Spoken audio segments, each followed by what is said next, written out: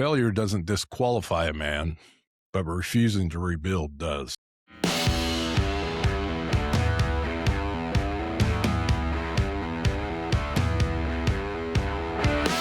Welcome to Dad's Place. We're glad you're here. If you like the show, please hit that subscribe button down there. It really helps us out. We appreciate it. Hey, Sean, how you doing tonight? Good, man. Ready to rock and roll. Ready to rock and roll. Well, let me throw the first question out there tonight. Are men ever finished rebuilding their lives after failure, or rebuilding in general? No, I don't believe they are, because I don't believe you. Once you've failed, man, failure is, well, I'll ask this question to you. Is failure always a bad thing? I don't think so. I think, I know I've grown from my own failures. Success is a weird thing because you would think when you do succeed, you would think that that would be the catalyst for continuing to go and go and go and go and achieve and work harder. And for a lot of people, it is. But when you fail, I think what failure causes you to do is not only rebuild, but you have to refocus, recalibrate. You have to take a look at what you did wrong and then change that based on whatever the failure was. Well, let me ask you this. Is failure always related to some type of success in life, or can failure just be personality trait, or a way we treat people? I mean, where do we define failure? Is it hey, I was a success or not a success, or is it, man, I don't do that very well? Well, for me, if you're a rude person, that's not a success in life or a failure in life. I mean, I guess you could look at it. I guess you could that way.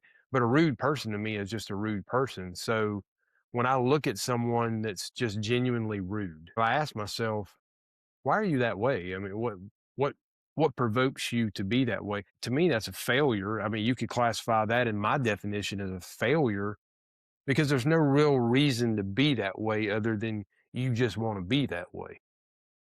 Yeah. Well, I think that's right. I think sometimes, though, when we use the word failure, people automatically associate that with, finances or marriage. My marriage failed or didn't. Well, you could stay married and still be a failure at some parts of it. So I just kind of wanted to define that, kind of run through that a little bit. One of the things that you and I talked about before the show is, I think we need to share some of our personal failures where we're having to rebuild. So I'm gonna put you up first. What is something that you've kind of had to rebuild? Maybe you're still correcting it. Maybe you haven't kind of finished it, or maybe it's something you finished. What is that for you? Not being arrogant.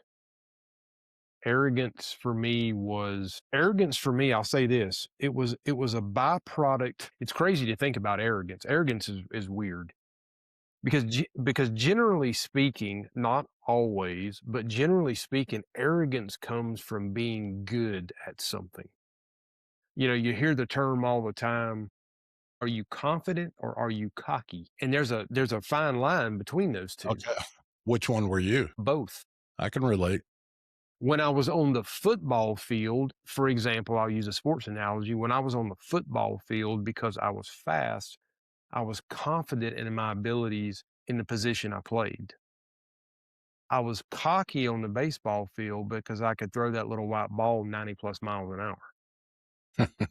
So it all depended on what I was doing, depending on what version of me you got. Right. But arrogance is I think arrogance was the biggest thing for me, and I think I've long since left.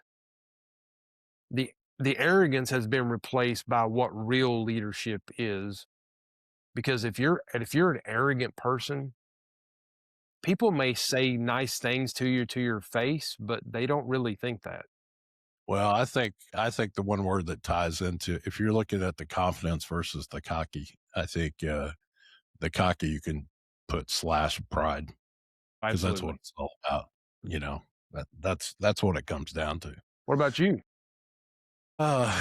Well, I guess mine's a little bit different. I mean, some of those, I've had some of those same issues you talked about. I was pretty good at a certain sport.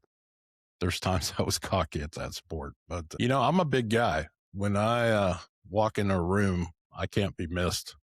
It's kind of a physical presence, and I that kind of played into how I led in leadership, both professionally and personally. That was that's one of the things that I guess is a pride point for me. Was it good? Well, let me ask you I this. think How would you assess good? If I asked you, was it good? What's your definition of good in that scenario?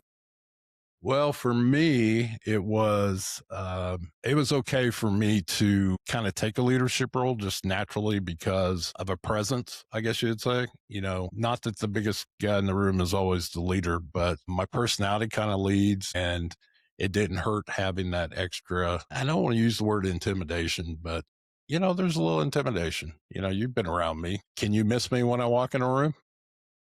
If you're Stevie Wonder, you can. So, that had always been a big thing in everything I'd done. It definitely played a role in sports for me. It also played into how I kind of saw myself in leadership. But I reached a point where my health declined. And because my health declined, I thought I was a failure because my body broke. My body changed. I couldn't do what I used to do. And that, I'd always been, you know, one of the strongest people around, and I couldn't do some of those things. It's hard to describe. And, if you have something that you have your whole life and then you start to lose it, for me, that really messed with me a lot more than I thought it would. Yeah, I would concur that when you have those moments of things that you were like you excelled at, that when you get to a certain point in life and you just can't do that anymore, that's tough. Well, it is what it is. It's really tough. It's tough for the psyche. Yeah, and I don't want to sound like it was a self pity thing because I look at these guys who have went off in the military and they've been injured or they've been debilitated from being in an explosion or something. So I don't equate mine with that. Mine was more of an internal thing. I those guys amaze me that lose their legs in battle and come back, and next thing you know they're running marathons. I'm not even going to equate myself to that, but I guess my issue was I didn't cause the surgeries or the medical issues with myself. It's nothing I did particularly. It was just part of how my body reacted to aging and the different stresses I'd put on it. But when it did change, I felt like it was my failure. When I couldn't stand in a room and hold my balance sometimes or stand for too long because it was either pain or balance issues, that made me feel like I failed. Yeah, failure up here is it's a tough and a big hurdle, and you're not going to cure it overnight. You're not going to cure it in a week. I mean, it's going to take time. It's a Yeah. failure in your mind. Well, I built part of who I was on being a strong physical presence anywhere I was. That's just who that was my self image of myself. So when that shifted, I kind of didn't know who I was anymore. It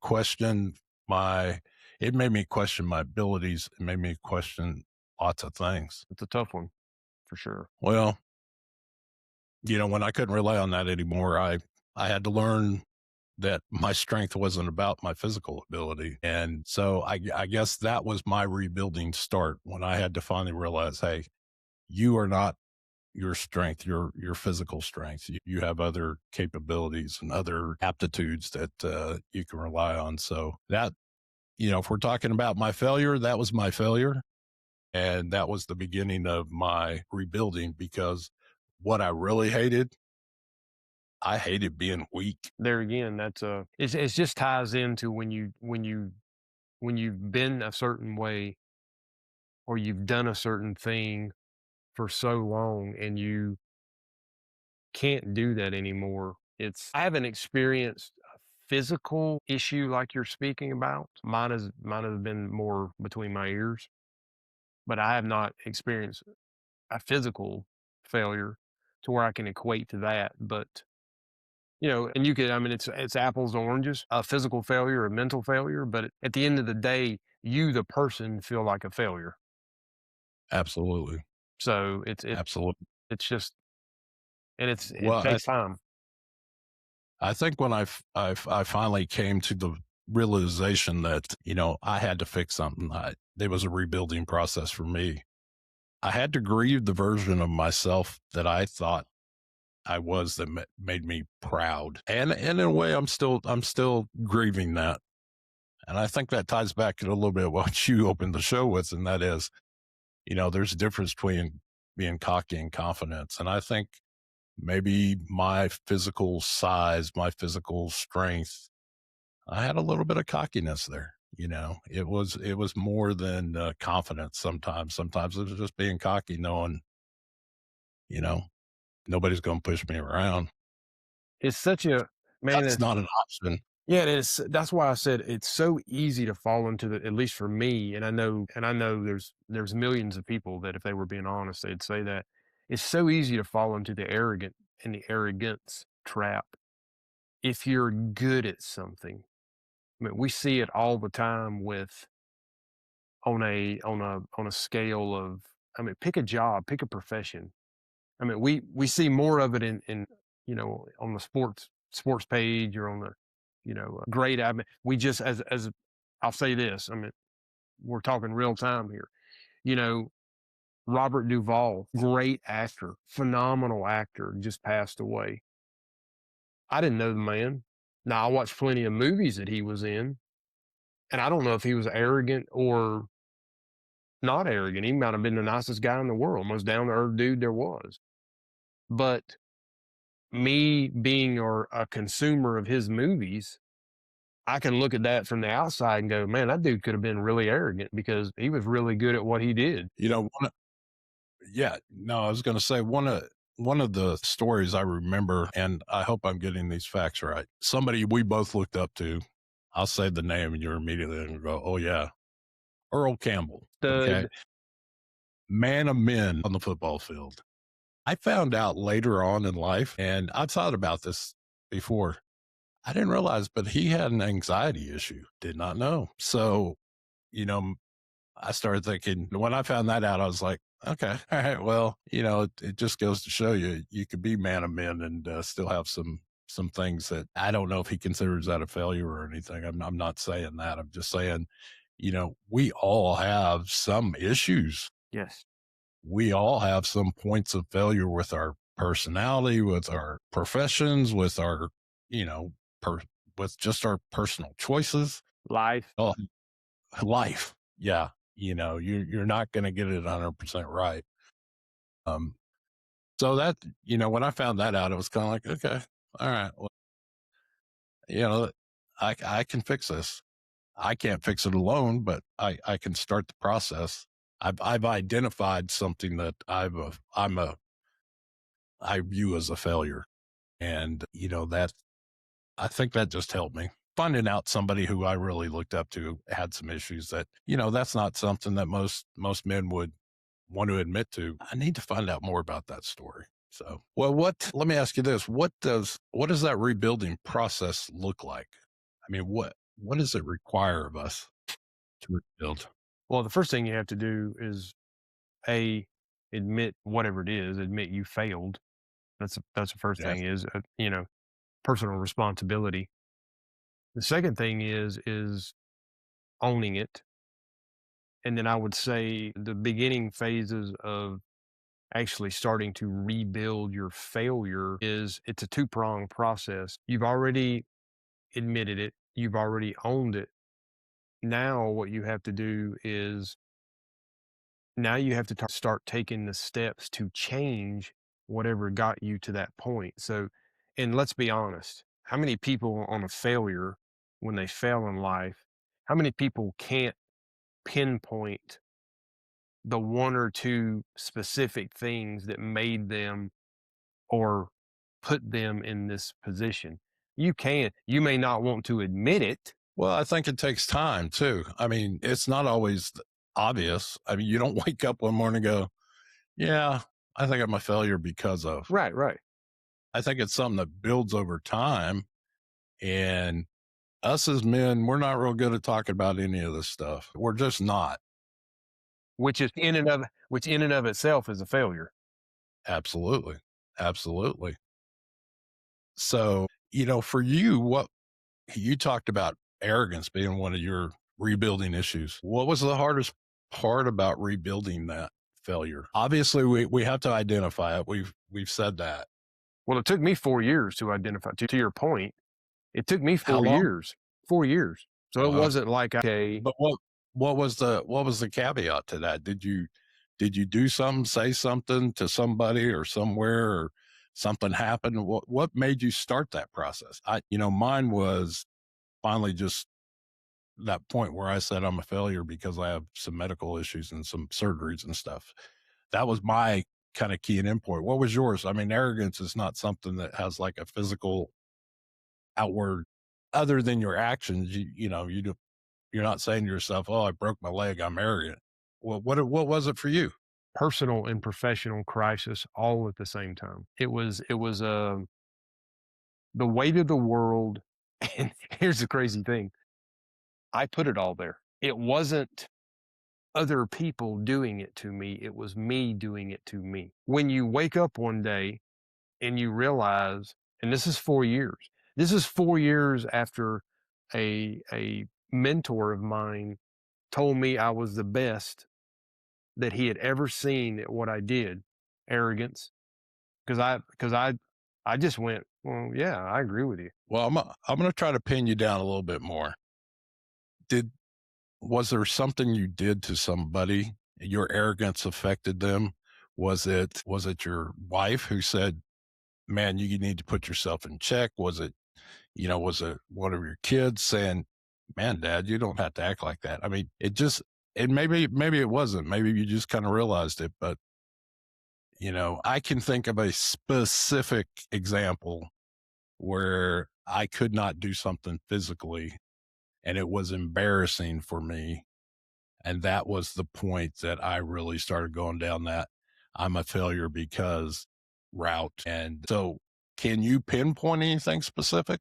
Well, at some point in this, I'm sure we'll talk about in the rebuilding processes where your faith comes into play, and I'm sure we'll get to that.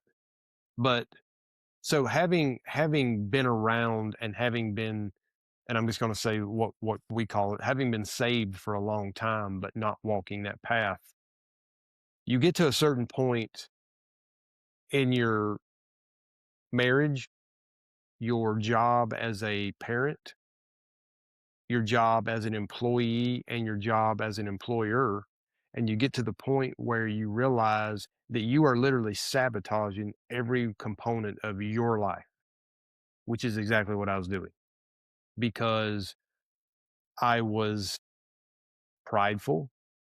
I wasn't just arrogant, I was prideful, I was absent, and you get to the point where you look at your wife, you look at your kids, you look at your job, and you're like, what are you doing here? I mean, what exactly are you doing?"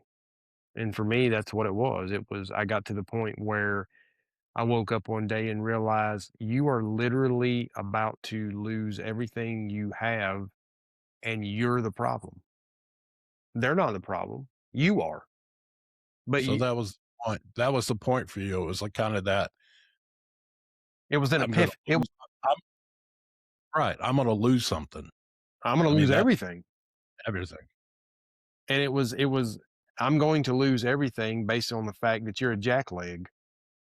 And that's where, Just a side comment there for those that aren't Southern, jackleg is an official term, yes, by the way. sorry about that. For all my northern people out there, jackleg is from the South. I mean, we eat jackleg right along with fried chicken and apple pie. So just hang with Yeah. me. Hang with me. Sorry to break the flow of No, the it's all conversation there. good. It's all I had to good. throw it on. Well, so when you figured that out, when you had that epiphany, what was the hardest part to start the rebuild? I mean, for me, it was I had to make some actual physical changes. I had to do things differently.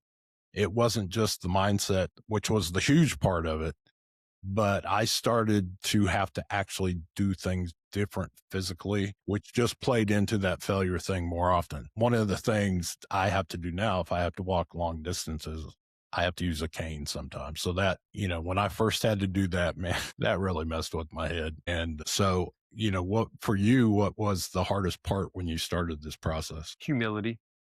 If I had to say one single thing, humility in the fact that, man, when you realize, like when you really realize and you understand that the guy in the mirror is literally your worst enemy. Because a lot of people say they maybe get to that point, but they don't, and a lot of people do. But I was one of those people that got to that point where I did. It was literally, you're your own worst enemy. You're doing this to yourself. So there was a lot of humility. If I'm being honest, there was a lot of praying, something that I had not done a lot of, except for the, hey, thank you for my food, thank you for my vacation, that type of stuff. It's the bread, pass the meat, amen. Let's eat. Yeah. Um, Yeah. it Okay. was it was a lot of humility, a lot of prayer, a lot of, for my Christian brothers and sisters out there, you'll understand this. It was a lot of stepping back and letting the Holy Spirit really dive into me. But there was a lot of that, but it really started with humility. And I can't stress to anybody listening to this, if you're going through something where you've messed up or you feel like you're not the person you used to be, humble yourself enough to take a step back and look at the whole. Don't look at this specific part or this point, but actually take a look at the whole and humble yourself to look at that. And I think a lot of people will come to the conclusion, A, you're not as bad as you think you are, but if you literally are doing things where you're as bad as you think you are, the humility aspect of it will get you back to the point where you can now start the process of rebuilding and improving. I guess is the best way for me to say it. Yeah. Well, it's hard. Let's just say it. You brought up faith. For me, faith played a huge part in it for me as well. And that was, my prayer life had to change a little bit. Well, a lot, not a little bit. Um, to where I had to rely on my relationship with Christ more. Now, you know, I think if you're not a Christian and you may have to find something else to rely on, we'd love for you to learn how to rely on Christ, but that's your decision. If you've got to, you talk about being humble. For me, I had to humble myself before the Lord and say, you know, I need your help in fixing this because I don't know how to fix it. And besides having a starting point, that was the real process of starting the rebuild is that humility and saying, I don't know what to do. I need your help. So that was powerful in my rebuilding. And, I don't want to say it was easy. It's No, not easy. no, It is so hard. it sucks. Oh yeah, It just absolutely. does. It's a horrible, horrible experience to realize you're either a failure, you're not as good at something you thought you were, or you're hurting other people around you by your actions. And those are horrible things to have to deal with. But we talked a little bit about men. We don't do those things well. First, we don't talk to anybody about it, So I guess that's the next lane I'd want to go down. Who helped you when you were going through that process? We talked about our faith. That's a huge help. But was there a person? Was it your wife? Was it a mentor? Was it a friend? I mean, I relied on all those things and I still do. But was there something specific for you that kind of helped you rebuild that? Well, before I answer that, I want to go back to something you said a minute ago, and I want to get your input on that, and then I'll answer what you just asked me. Why don't men talk about it? What Because I can answer that immediately. It's a part of what I was dealing with when I had to deal with this personal failure in my life of losing some physical ability. I felt weak. We don't ever want we are not built to say we're weak. Now, mine was a physical weakness, but we are brought up in society to if we admit weakness, we're looked down upon.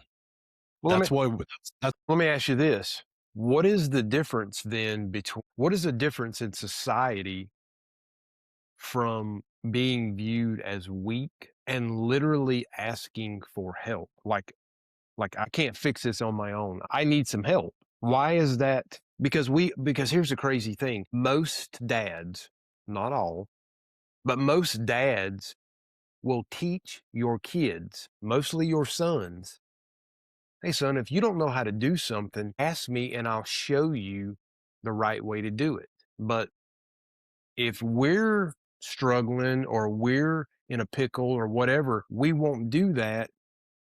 Why not? I don't know how to answer that. I think dad's more of a hero worship and, you know, for me, when thinking younger and I can figure something out is more like, hey, if I can't figure it out, I know my hero. He knows how to do it. I think as we get older, we learn to segment ourselves from other people in many ways. We usually portray ourselves as one person at work, one person in the community, one person at the ball field, one person, you know, and we keep those compartmentalized because if they ever all come together, then people see how weak we are in other areas. You know, I think that's just the natural tendency for men to do. And that's our, that's what hurts us the most is that we're not vulnerable to other people. That that's the answer, Well, being in 2014, all of those compartmentalized, and obviously in my former occupation, all of those compartmentalized people collided. yeah. And so to answer your question, who helped me the most?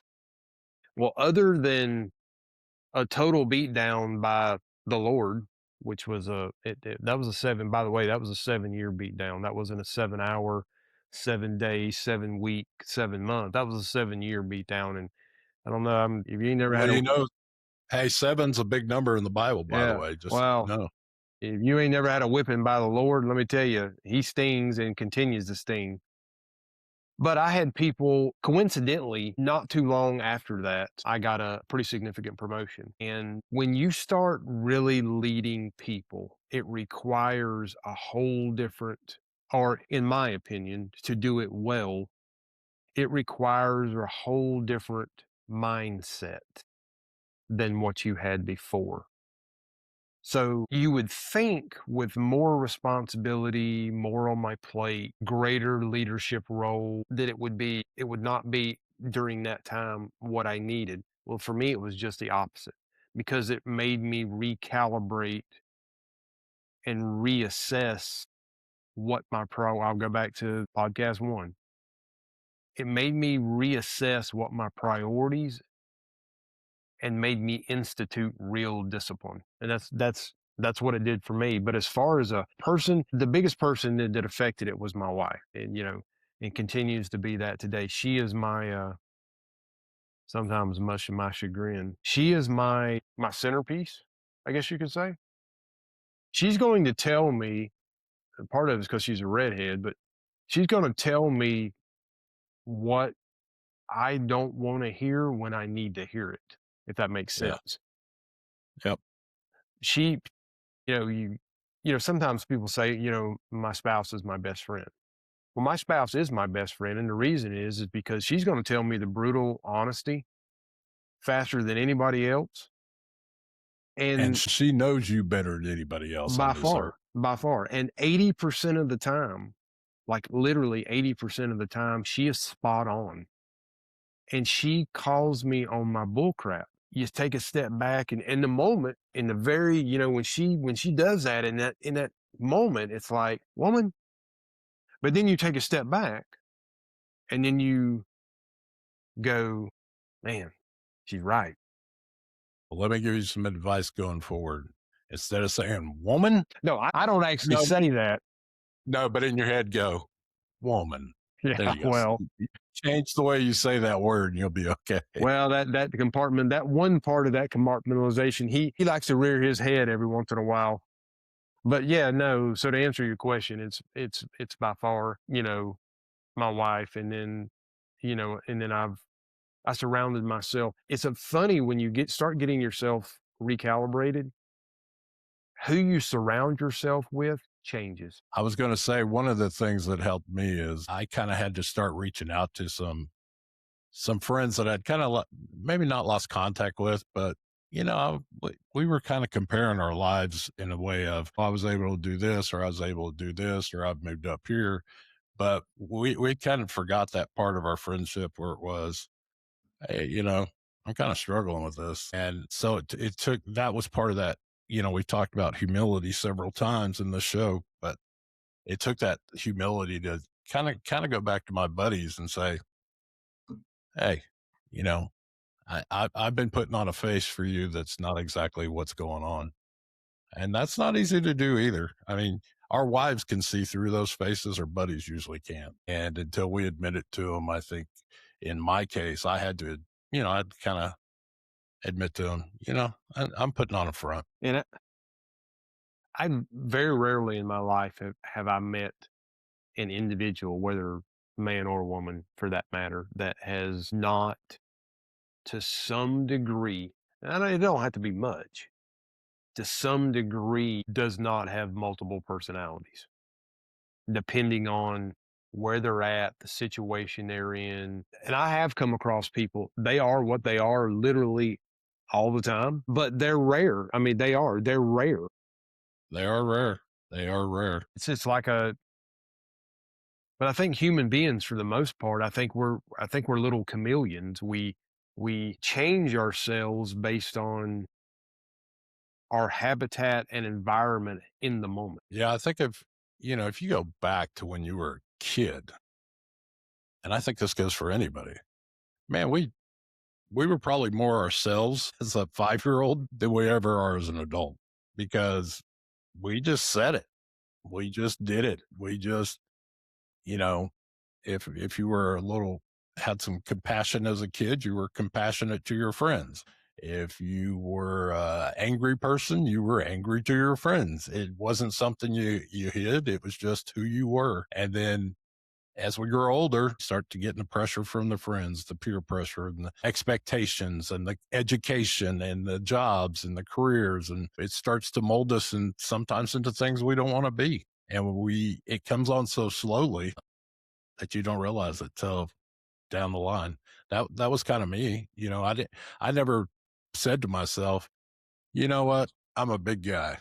I intimidate people and I'm glad I do that. But when I started looking back in this building process, that those were things that play to my advantage in some ways. And so I guess if I just would have said them out loud to myself early on, maybe when my health started having some issues, it wouldn't have been such a problem for me. But, I had to go back and say, okay, so why is this such a problem? Well, it's because, I let my arrogance and my overconfidence and my abilities, or I put all the eggs of my basket into my strength, into my physical being, and not into other parts of me. Yeah. I mean, when I was 12 years old, we won the state championship in baseball. And in the two games that I started, I struck out 25 people. Yeah, but but at 12, that's just what you did, right? I mean, Well, did it go to your head at 12? absolutely it did.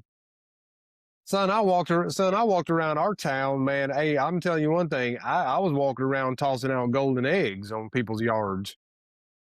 But that's what I was being told because, in certain states, and, you grew up in one and I grew up in one, what I'm about to say, in certain states, with certain things, sports being one of them, if you're a stud, everybody knows it Yeah.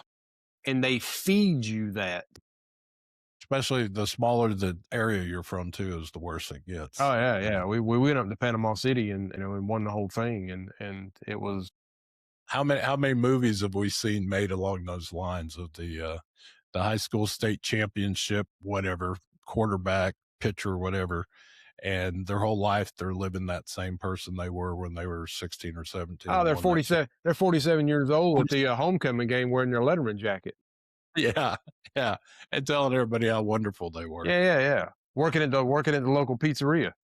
Yeah, and the kid that they ignored when they were in high school is the, guy that just flew his Yeah, helicopter it's in the game. Elon Musk. Elon Musk is there. Yeah, yeah. He's the one you ignored when you won Yeah, that yeah. championship. It's crazy. It's crazy how that works out.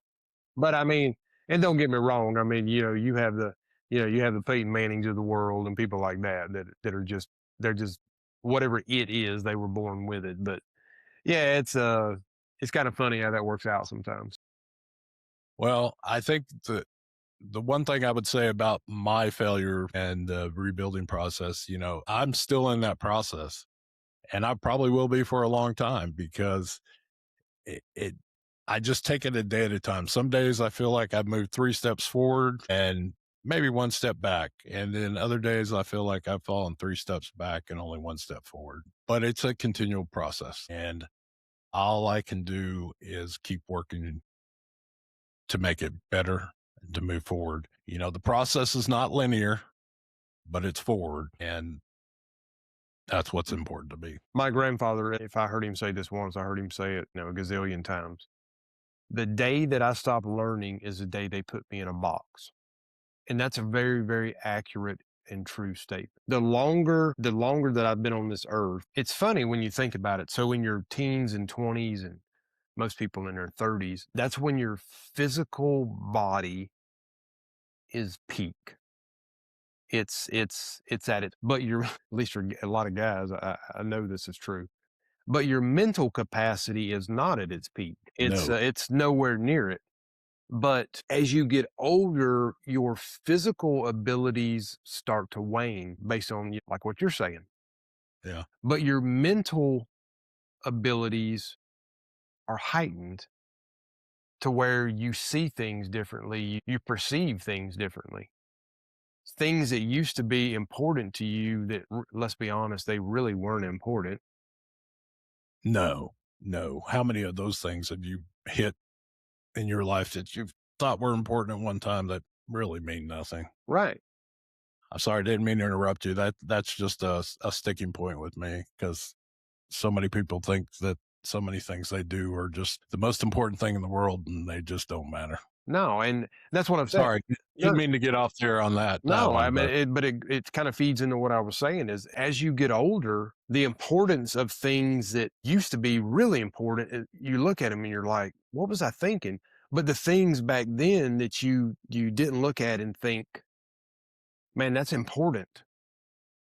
Now you look at them and go, no, those things are important because you're gaining wisdom, you're gaining knowledge, you're continuing to grow in your roles, whatever that role is, whether it's husband, whether it's dad, whether it's CEO, whether it's little league coach, whether it's elder, fill in the blank. I mean, it just keeps on going of roles, but you learn more and more as you get older what's important because you continue to grow as a human being. And I think that's what Granddaddy was saying, when he used to make that statement all the time is you should always be putting one foot in front of the other to learn something new. I mean, this past week, I learned I got a crash course this past week in drywall. Never done drywall in my life. And it's something that obviously I have a home. I mean, you can see it in behind me, and that's drywall. So if something goes on in my house, well, I can save some Benjamins by not having to call somebody because now I have at least an elementary understanding of drywall. It's something I learned. yeah, you didn't learn that when you were 22, 25, and hit the wall because of over bathwater. That's an inside joke there. No, no, that was a stud, and it stayed that way for we just told the landlord about that. I'm going to be honest with you. We may have I'm going to stop you there. That was an inside joke to a previous show, so we'll let that one lie. we may have Inside joke, folks. Inside joke. Sorry about that. They tell you don't do these inside jokes when you're doing any type of broadcast. So, or podcast or broadcast. So, anyways, I think we'll end it there, Sean. You got anything else? No, on a serious note, if you've got to the point though where you feel like you're at a failing point, like legitimately self-assess and self-evaluate. That's the number one thing to do is really and be honest with yourself. That's the key to self-evaluation and self-assessment is you have to be honest with yourself. Don't leave out 2% or don't leave out 5%. No, no, be honest because when you're 100% honest with yourself, then that's when the actual rebuilding can start because there's no more compartmentalization. You've laid it out on the table, and now we can start fixing it. Yeah, I agree. I agree. That's an important part of this. And again, we're here to share our stories, our failures. We both have had plenty, and but we hope you can learn from some of them. Hope it's helps you going forward. That you'll have a better understanding when you maybe face these things, that you won't take as long as we did to kind of figure them out. If we can do one thing, we can save you some heartache and being able to identify these things earlier. I'll leave the show tonight with one challenge. If you have something in your life that is labeled an area that you are good enough at, but not great at, think about rebuilding it this week and do it quietly. No announcements. This is a you thing. Just work within yourself. Time out. I'm going to say that again. Here's the challenge for this week. Identify one area of your life you think is good enough, but could use some improvement. And start this week to look at that, to evaluate it and see what you might need to rebuild just a little bit, just to make it a little bit better. And do it quietly. No announcement. You don't need to tell anybody. But we are glad you joined into the show. Again, if you like the show, we hope you'll subscribe to it with that little button down there at the bottom. And we'll see you next time on Dad's Place, where men step up.